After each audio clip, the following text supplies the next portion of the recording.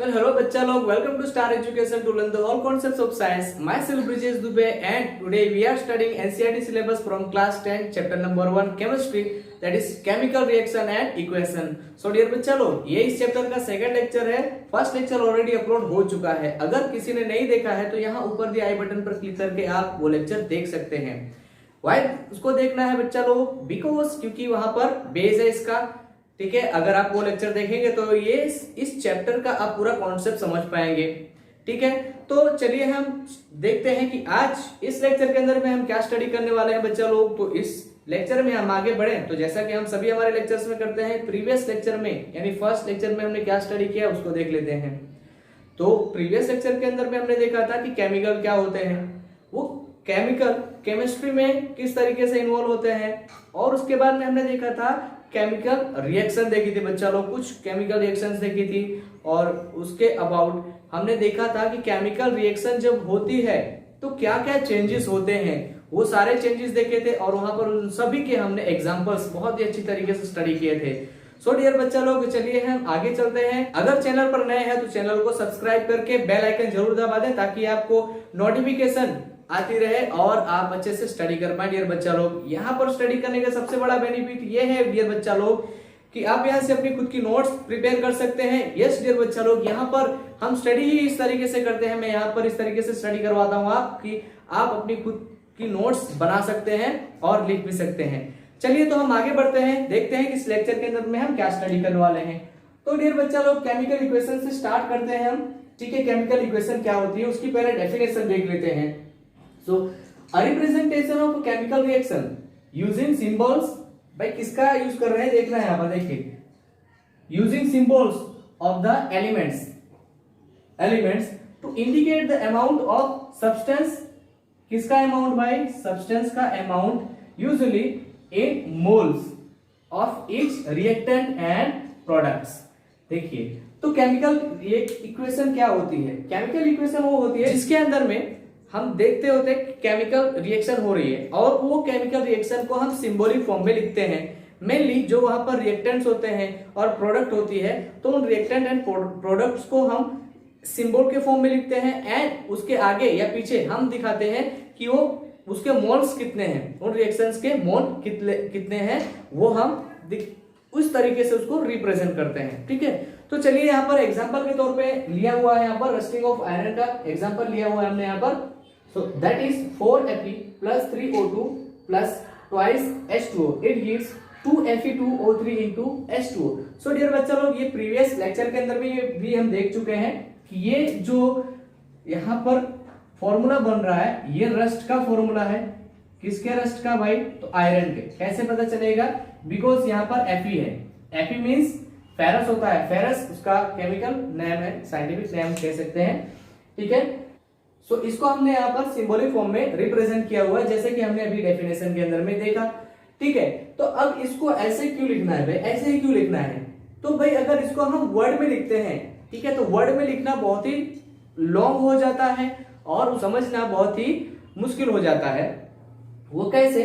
So if we wish to write this equation in word so we can write. तो इसे हम word में किस तरीके से लिख सकते हैं वो देखते हैं.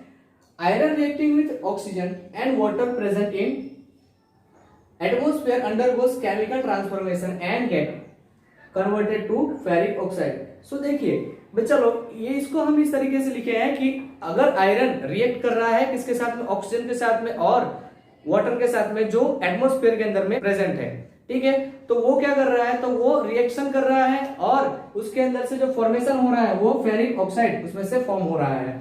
सो यहाँ पर हम ये तो समझ रहे हैं कि आयरन रिएक्ट कर रहा है ऑक्सीजन के साथ में और वाटर के साथ में और यहाँ पर रस्ट मिल रहा है हमको. लेकिन यहाँ पर ये बिल्कुल भी क्लियर नहीं हो रहा है, क्लियरिफिकेशन इसका नहीं हो रहा है कि वहां पर जो मोल्स हैं, कितने मोल्स यहाँ पर वाटर के हैं या कितने मोल्स ऑक्सीजन के हैं या फिर आयरन के हैं. तो ये यहाँ पर समझ में नहीं आ रहा है. एंड अनदर थिंग, यहाँ पर हमको प्रोडक्ट कितनी मिल रही है वो भी समझ में नहीं आ रहा है. तो वर्ड में लिखने से थोड़ा सा ये लॉस होता है, हमको समझ में नहीं आता है कि एक्चुअल में इक्वेशन हो तो रही है बट कितनी प्रोपोर्शन में हो रही है वो हमको समझ में नहीं आता है.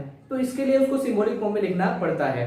तो चलिए यहाँ पर आई होप ये आपको समझ में आया होगा। इसके आगे अभी थोड़ा सा बाकी है, हम उसको देखते हैं, ठीक है, कि इसके रिलेटेड भाई कुछ रूल्स हैं, कुछ रेगुलेशंस है, उसको देखना है, क्योंकि अभी आगे हम जब स्टडी करेंगे तो उनकी जरूरत पड़ने वाली है। चलिए तो आप स्क्रीनशॉट ले सकते हैं, हम आगे बढ़ते हैं। ओके बच्चा लोग, तो चलिए देखते हैं कि हमको इक्वेशन लिखते टाइम में कौन कौन से रूल्स हमको फॉलो करने हैं और क्या क्या उसमें देखना है हमको। तो स्टार्ट करते हैं यहाँ पर पॉइंट टू रिमेंबर, क्या रिमेंबर रखना है हमको। सो यहाँ पर मैंने एक सिंबॉलिक फॉर्म में, भाई ये कोई इक्वेशन नहीं है बट इक्वेशन हम समझ सकते हैं। सपोज करो ए एंड बी दोनों क्या है, रिएक्टेंट्स हैं, ठीक है। सो ए एंड बी दोनों रिएक्टेंट्स हैं, वो दोनों रिएक्ट कर रहे हैं। Now it gives A B product, यहाँ पर प्रोडक्ट हमको क्या मिल रही है, ए बी प्रोडक्ट मिल रही है। अब देखिए यहाँ पर हम एरो के ऊपर और नीचे कंडीशन लिख सकते हैं और कैटलिस्ट लिख सकते हैं। अब कंडीशन और कैटलिस्ट क्या है, देखिए कंडीशन समटाइम्स कोई भी हो सकती है। अगर हीट अप्लाई हो रही है तो वहां पर हम लिखेंगे हीट, अगर वहां प्रेशर अप्लाई हो रहा है तो वहां पर लिखेंगे कंडीशन में प्रेशर लिखेंगे, ठीक है। हीट को समटाइम डेल्टा से भी रिप्रेजेंट करते हैं, दैट इज इस तरीके से ट्राइंगल, ठीक है, इसका मतलब होता है हीट, ठीक है। तो समटाइम कई कई इक्वेशन में ये डेल्टा बनाया हुआ रहता है, तो इसका मतलब समझना है हमको कि हीट उसको मिल रही है, हीटिंग दी जा रही है। चलिए, एंड पहली कंडीशन आ गई हीट की, सेकंड कंडीशन आ गई कौन सी, प्रेशर की। थर्ड कंडीशन क्या हो सकती है, सनलाइट हो सकती है भाई, ठीक है। अब जैसे कि हम अगर बात करें तो फोटोसिंथेसिस रिएक्शन के अंदर में, फोटोसिंथेसिस रिएक्शन बेस्ट है इसको समझने के लिए कि वहां पर सनलाइट हम ऊपर लिखते हैं, एरो के ऊपर लिखते हैं या नीचे लिखते हैं, यानी वहां पर ये रिएक्शन जो है वो सनलाइट के प्रेजेंस में हो रही है, ये हमको पता है। एंड सेकंड थिंग, कैटलिस्ट क्या होता है, तो बच्चा लोग कैटलिस्ट वो होता है कि जो रिएक्शन तो करता है, रिएक्शन तो करने देता है, लेकिन रिएक्शन में पार्टिसिपेट नहीं करता है। अब क्या करता है, ये जो कैटलिस्ट है वो रिएक्शन को स्पीड बनाता है, यानी रिएक्शन बहुत ही जल्दी से हो जाती है, बहुत ही जल्दी हमको प्रोडक्ट मिल जाती है, बट ये कहीं पर भी बीच में पार्टिसिपेट नहीं करता है, ठीक है।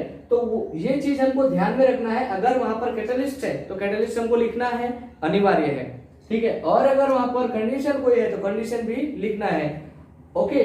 तो चलिए अब हम देखते हैं वन बाय इसके रूल्स देखते हैं, ओके। नाउ फर्स्ट रूल देखें, reactants are always written on the left side with plus sign. तो रिएक्टेंट्स को हमेशा लेफ्ट साइड में लिखेंगे हम प्लस साइन के साथ में, ठीक है। अब यहां पर देखिए दो रिएक्टेंट्स हैं, अगर 3 रिएक्टेंट्स होंगे तो किस तरीके से उसको हम लिख सकते हैं, that is A plus B plus C। So it gives क्या मिलेगा, यहाँ पर हमको A B C मिलेगा। देखिए तो इनके सबके बीच में क्या प्लस की साइन आ गई। अब सेकंड थिंग ये भी देखना है हमको कि समटाइम क्या होता है, जैसे भी हमने प्रीवियस देखा, ठीक है, तो वहां पर क्या था, वहां पर आयरन, ऑक्सीजन और हाइड्रोजन रिएक्ट कर रहे थे एंड हमको क्या मिला था वहां पर, तो रस्ट मिला था। तो 3 एलिमेंट्स रिएक्शन किए एक दूसरे के साथ में एंड हमको एक प्रोडक्ट मिली। तो सेम में यहाँ पर भी 3 एलिमेंट्स हैं, ABC हमने ले लिया वो एग्जांपल के तौर पर, और हमको क्या मिल रहा है, प्रोडक्ट ABC मिल रही है। समटाइम ऐसा होता है कि ये यहाँ पर हम लिख देते हैं AB है, ऑलरेडी पहले से ही AB है, प्लस C, ये दोनों रिएक्ट कर रहे हैं तो ये दोनों रिएक्टेंट्स हो गए, यहाँ पर पहले ही AB ऑलरेडी है, ठीक है, ये कोई एलिमेंट है, ये हमको समझ लेना है।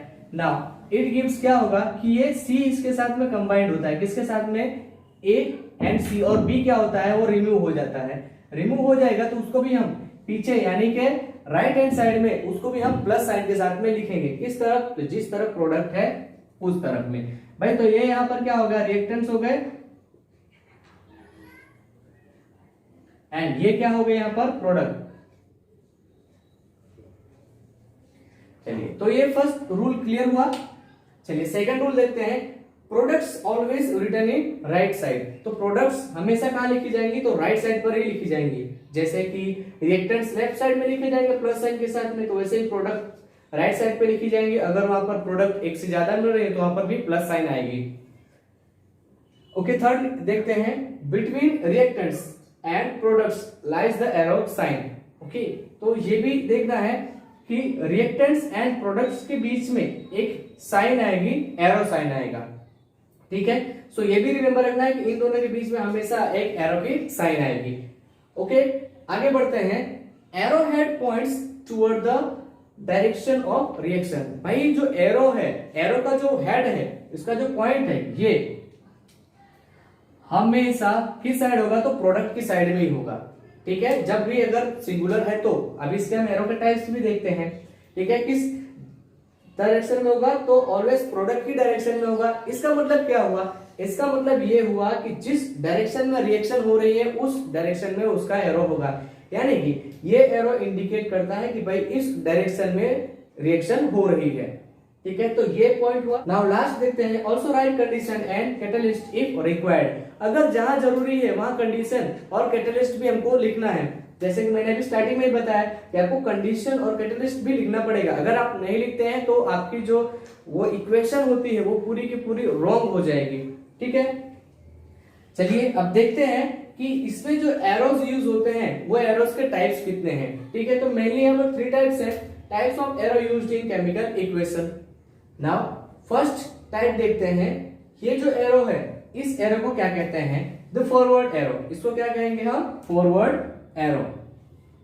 ठीक है भाई, ये फॉरवर्ड एरो है। सो इसका मतलब क्या होता है फॉरवर्ड एरो का, when reaction proceed in forward direction, जब रिएक्शन फॉरवर्ड डायरेक्शन में आगे की तरफ हो रही होगी तब इस एरो का यूज किया जाता है। यानी कि यहाँ पर जो एरो है वो कौन सा एरो है, तो वो फॉरवर्ड एरो यूज किया हुआ है। चलिए सेकंड देखते हैं, तो यहाँ पर एक एरो देख सकते हैं फॉरवर्ड डायरेक्शन में जा रहा है और एक बैक में आ रहा है। इसका मतलब क्या हुआ, तो ये डबल एरो है।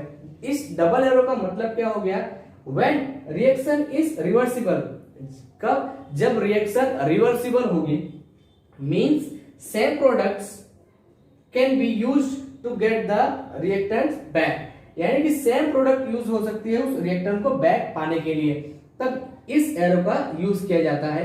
अब सपोज इसको मैं आपको एग्जांपल के तौर पे समझा देता हूं। एक एग्जांपल ले लेते हैं भाई, चलिए जैसे यहीं पर लिख दे रहा हूं मैं, ये A प्लस B है। ठीक है, अब इसमें से हमको क्या मिल रही है, प्रोडक्ट मिल रही है, AB मिल रही है। लेकिन ऐसा भी हो सकता है भाई कि AB मिले थोड़ी देर के लिए, उसके बाद में फिर से हमको क्या मिल जाए, A प्लस B मिल जाए। तो इसको हम इस तरीके से लिख सकते हैं, इस तरीके से। कहने का मतलब ये आगे भी जाएगी और वापस हमको जो हमारे रिएक्टेंट्स थे, रिएक्टेंट्स जो स्टार्टिंग में थे वो रिएक्टेंट्स हमको फिर से मिल जाएंगे। ठीक है, तो इस एरो का ये मतलब होता है। नाउ लास्ट देखते हैं, थर्ड देखते हैं, द इक्विलिब्रियम एरो। भाई ये इक्विलिब्रियम क्या है एरो, तो यहाँ पर देख सकते हैं, जैसे कि मैं हमेशा पॉइंट्स बना के लिखता हूँ, पॉइंट्स, तो वो पॉइंट्स की तरह यहाँ पर ये एरो है, एक है फॉरवर्ड डायरेक्शन में एंड सेकंड है बैक डायरेक्शन में। सो इसका मीनिंग क्या हो गया भाई, तो इसका मीनिंग ये होता है when a reversible reaction in an equilibrium. भाई अब आप बोलोगे कि यहाँ पर भी रिवर्सिबल आ गई रिएक्शन। ठीक है, यहाँ पर भी देखो रिवर्सिबल वर्ड आया और यहाँ पर भी क्या आया, रिवर्सिबल वर्ड आया, किसमें, इक्विलिब्रियम में भी आया ना। सो इन दोनों में फर्क ये होता है कि यहाँ पर जो हमको प्रोडक्ट मिल रही है और फिर से हमारे जो यहाँ पर रिएक्टेंट्स थे वो मिल रहे हैं, तो उनका जो प्रोपोर्शन होगा वो सेम होगा ये जरूरी नहीं है। लेकिन यहाँ पर अगर हम बात करें कि अगर 2a प्लस b है, सो ये अगर हम इक्विलिब्रियम एरो का यूज करते हैं तो क्या होगा कि भाई ये जो यहाँ पर ए बी हमको मिल रहे हैं भाई, ठीक है, तो इसको बैलेंस कर देते हैं भाई, 2 लिख देते हैं। तो जरूरी नहीं है कि हमको यहाँ पर इतना ही मिले, क्योंकि यहाँ पर देख सकते हैं 2a है और प्लस क्या है 2b, यानी यहाँ पर क्या हो रहा है 2ab है। तो यहाँ पर दोनों प्रोडक्ट हमको, ये जो प्रोडक्ट है उसी के बराबर हमको यहाँ पर फिर से जो हमारे रिएक्टेंट्स थे वो मिल जा रहे हैं। लेकिन अगर हम यहाँ पर बात करें, यहाँ पर अगर हम 2 ले लें और यहाँ पर भी हम 2 ले लें, 2ab मिल रहा है, तो जरूरी नहीं है कि यहाँ पर मिले, हो सकता है हमको 2a मिले बट हमको खाली यहाँ पर b मिले। सो ये डिफरेंस है इन दोनों डबल एरो के अंदर में और इक्विलिब्रियम एरो के अंदर में। ठीक है बच्चा लोग, तो आई होप आपको ये सब कुछ समझ में आया होगा। अगर आपको कुछ नहीं समझ में आया तो आप मुझे कमेंट बॉक्स में कमेंट करके पूछ सकते हैं, ठीक है, और डेफिनेटली मैं आपके वहां पर क्वेश्चन का रिप्लाई जरूर लूंगा। सो डियर बच्चा लोग, अगर आपको कुछ ऐसा लगता है कि आपने यहाँ से कुछ स्टडी किया, कुछ अच्छा सीखा है, तो चैनल को सब्सक्राइब कर लीजिए कि आप सबसे पहले लेक्चर देख सके और अपनी नोट्स जो है प्रिपेयर कर सके और स्टडी कर सके। सो डियर बच्चा लोग, हम मिलते हैं नेक्स्ट लेक्चर में। ठीक है, आप लोग अपना ध्यान रखिएगा और वीडियो पसंद आए तो उसे लाइक शेयर जरूर करिएगा। ठीक है, मिलते हैं अगले लेक्चर में, तब तक के लिए बाय बाय।